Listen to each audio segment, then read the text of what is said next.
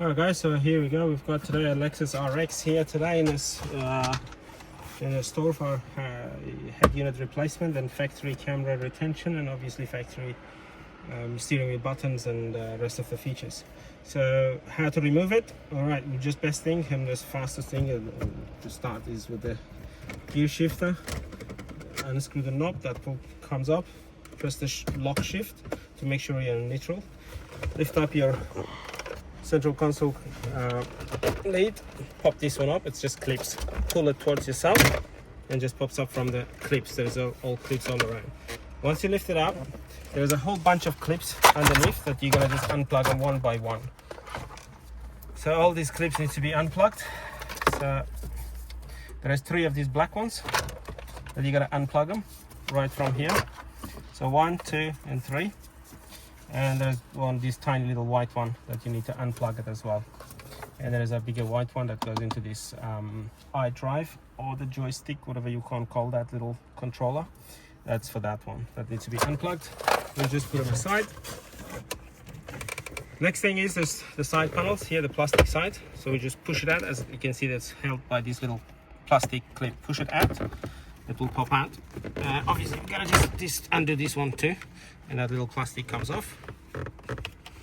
This side, same scenario. So just hold it gently and pull it towards yourself. These little white clips will come off. Next thing is the main unit. The main unit is held by 4 bolts, which we have already removed them. That's that size. One is quite deep inside, so if you pay attention through this tiny little hole here, you'll see it. It's quite deep all the way going up like that. And there's another one from the same hole. You can just see it goes this way. So it's held by 4 of these bolts. Undo 2 on this side and 2 on that side, which you can access it from here.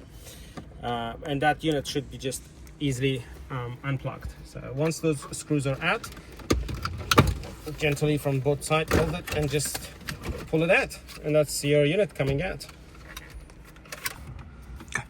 And then you've got your plugs on this side, which the new unit comes up with the piggyback plugs like that. So one goes in here and one goes in here. There's the only 2 plug at the back of your unit that you need to plug it. So the factory plug, which goes here, unplug it, plug it into this one that comes with the new unit, and the new unit will give you another one that just plugs back in here, so like a piggyback into that. And then another one is this one for your AUX, for the sound. So unplug it from the back of the unit, plug it into this, and the aftermarket plug will just plug at the back of the unit. And then you just run your wires, these 2 wires, run it on top where the screen is, and you're done. You just put these ones back, the main unit goes back on. And the screen, you need to remove the screen. With the screen, you gotta be gentle. The bottom one comes off first, so that this bottom plastic part just lifts up first.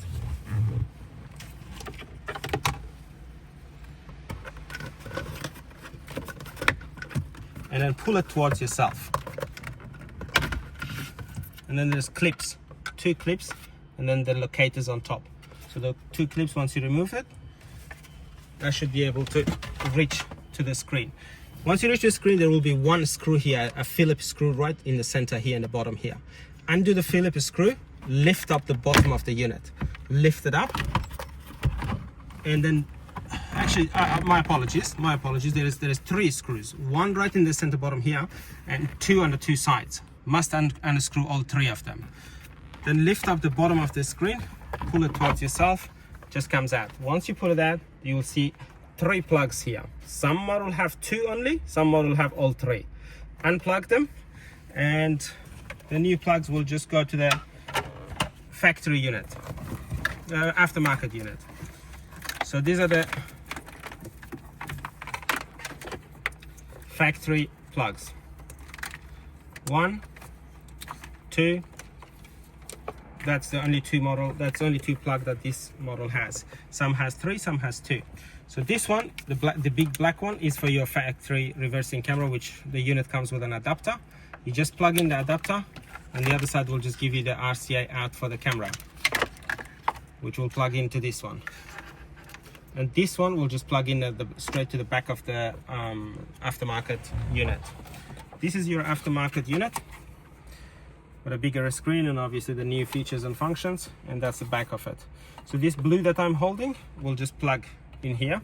The LDVS cable plugs in here, and that one will just be the USBs, and that one your main power and speaker and sound and all the rest of the features.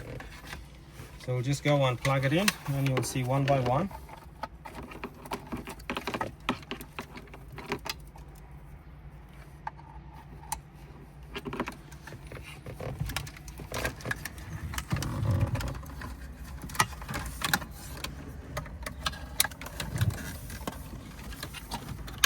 And these are your USB plugs that you can run it to the glove box.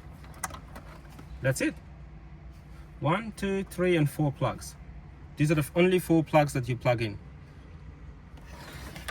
As soon as you plug those ones on, even though the actual vehicle, the ignition and everything is completely off, the unit will turn on. But do not panic.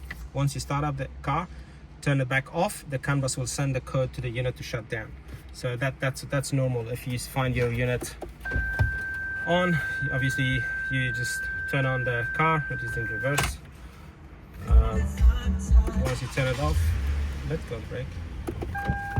There you go. Once you turn it off, the unit will turn off by itself. So that's all good, and then installation is done. So the same way, you just push the head unit LCD in, and then just the bottom of it will just clip onto where the other clips came off. That's about it, guys. All done.